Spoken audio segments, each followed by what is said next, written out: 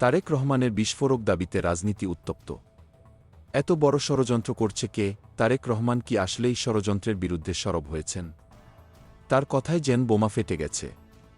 তিনি সাফ জানিয়ে দিয়েছেন, কিছু মানুষ সংস্কারের কথা বলে কেবল সময় নষ্ট করছে। এ কি নতুন ষড়যন্ত্র?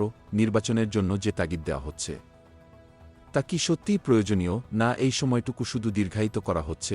বুধবার ৫ ফেব্রুয়ারি ফেনীর সোনাগাজীতে একটি সমাবেশে ভার্চুয়ালি যোগ হয়ে তারেক রহমান এক কথায় দেশজুড়ে উত্তেজনা সৃষ্টি করেছেন। তিনি বলেন, যতদিন না দেশে গণতন্ত্র প্রতিষ্ঠিত হচ্ছে, ততদিন আমাদের আন্দোলন থামবে না। তিনি দৃঢ়সংকল্পে বলেন, শহীদদের আত্মার সম্মান রক্ষা করতে হবে, তাদের জন্য নতুন বাংলাদেশ গড়তে হবে। কিন্তু তারেক রহমানের এই বক্তব্য কি নতুন যুগের সূচনা করতে যাচ্ছে? তার ভাষায়, গণহত্যার দায়ে শেখ হাসিনা এবং তার সহযোগীদের বিচার করতে হবে। তিনি আরও জানান, আমাদের নেতাকর্মীরা বিভ্রান্তি থেকে সতর্ক থাকুন, কারণ অনেক কিছুই ঘটে যাচ্ছে। তারেক রহমান আরও সতর্ক করে দিয়েছেন, দ্রব্যমূল্য এত বেশি বৃদ্ধি পাচ্ছে, দেশের আইনশৃঙ্খলা একেবারে ভেঙে পড়েছে। এসব কিছুই শুধুমাত্র একটি জনগণের সরকার প্রতিষ্ঠা করেই থামানো সম্ভব। তিনি দৃঢ়ভাবে দাবি করেছেন, জনগণের সরকার প্রতিষ্ঠিত না হলে দেশের মুক্তি সম্ভব নয়।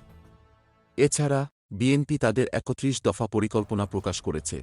দেশকে সমৃদ্ধির পথে এগিয়ে নিয়ে যাওয়ার জন্য রাষ্ট্র কাঠামো সংস্কারের কাজ অত্যন্ত জরুরি। তারেক রহমান জানিয়েছেন, বিএনপি ২.৫ বছর আগে থেকেই সংস্কারের কথা বলেছিল, কারণ তারা বিশ্বাস করে স্বৈরাচারের বিদায় আসবেই।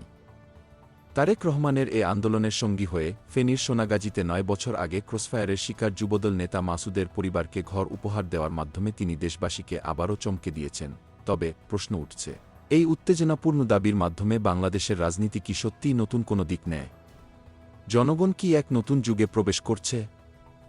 লাইক, কমেন্ট, শেয়ার ও সাবস্ক্রাইব করে পাশে থাকবেন। ধন্যবাদ।